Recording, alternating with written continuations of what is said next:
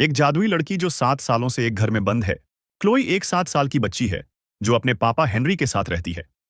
उसकी माँ 2 साल पहले गुजर गई थी, लेकिन क्लोई ने कभी घर के बाहर कदम नहीं रखा। उसका पापा उसे हमेशा समझाता है कि बाहर बहुत खतरनाक लोग हैं, जिन्होंने उसकी माँ को मार दिया। वो घर के बाहर नहीं जा सकती। एक दिन क्लोई खिड़की से बाहर झांक रही थी। उसे आइसक्रीम की गाड़ी दिखी, लेकिन उसे कुछ अजीब लगा, क्योंकि घर के बाहर पक्षी हिले तक नहीं, जैसे किसी ने उन्हें रोक दिया हो। वो हैरान होती है और तभी उसका पापा उसे डांटते हुए खिड़की से हटाते हैं। रात को क्लोई के कमरे की अलमारी से कुछ आवाजें आती हैं। जब वो जाकर दरवाजा खोलती है तो अंदर एक औरत बैठी होती है जो जोर से चिल्लाती है। क्लोई डर के मारे भागकर अपने बिस्तर पर जाती है और दीवार पर उंगली से भूत भाग जा लिखने लगती है। थोड़ी देर में वो आवाज बंद हो जाती है। अगली सुबह क्लोई आइसक्रीम वाले की आवाज सुनती है और खिड़की से झांकती है तो सामने एक लड़की आइसक्रीम खरीद रही होती है।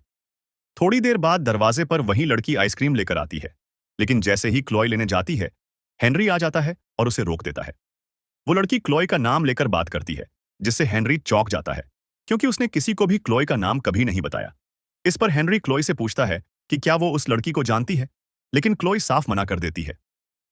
हेनरी को उस पर शक हो जाता है और सजा के तौर पर उसे कमरे में बंद कर देता है। अगली सुबह हेनरी माफी मांगता है और क्लोई को आइसक्रीम दिलाने का वादा करता है, लेकिन साथ ही वादा लेता है कि वो किसी अनजान इंसान के लिए दरवाजा नहीं खोलेगी। हेनरी बाहर चला जाता है, लेकिन थोड़ी देर बाद घायल हालत में लौटता है। क्लोई आइसक्रीम की तलाश में उसके बैग में देखती है, पर कुछ नहीं मिलता। वो गुस्से में पापा से बहस करने लगती है। तभी आइसक्रीम वाले की आवाज फिर आती है। क्लोई पैसे लेकर बाहर जाती है और वो बूढ़ा आदमी उसे पार्क ले जाने की बात करता है। क्लोई सोचती है और फिर गाड़ी में बैठ जाती है। ये उसका पहली बार बाहर निकलना होता है। वो रास्ते में एक बड़े बैनर को देखती है, जिसमें किसी इंसान की आंख से खून निकल रहा है। नीचे लिखा होता है, अगर ऐसा कोई दिखे तो पुलिस को खबर करें। बूढ़ा आदमी क्लोई से पूछता है कि क्या कभी उसकी आंख से खून निकला है। वो मना करती है।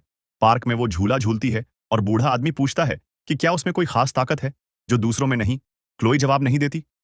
वो उसे जोर से झुलाने लगता है ताकि डर या गुस्से में उसकी ताकत बाहर आ जाए। तभी एक पुलिस वाला आता है और क्लोई को बचाता है, लेकिन बूढ़ा आदमी कहता है कि वही पुलिस वाला उसकी मां का कातिल है। क्लोई पुलिस वाले को देखती है और धीरे से बोलती है, जाओ यहां से। और चमत्कार की तरह वो पुलिस वाला उसकी बात मानकर चला जाता है। तब हमें पता चलता है कि क्लोई के पास दूसरों के दिमाग को कंट्रोल करने की शक्ति है।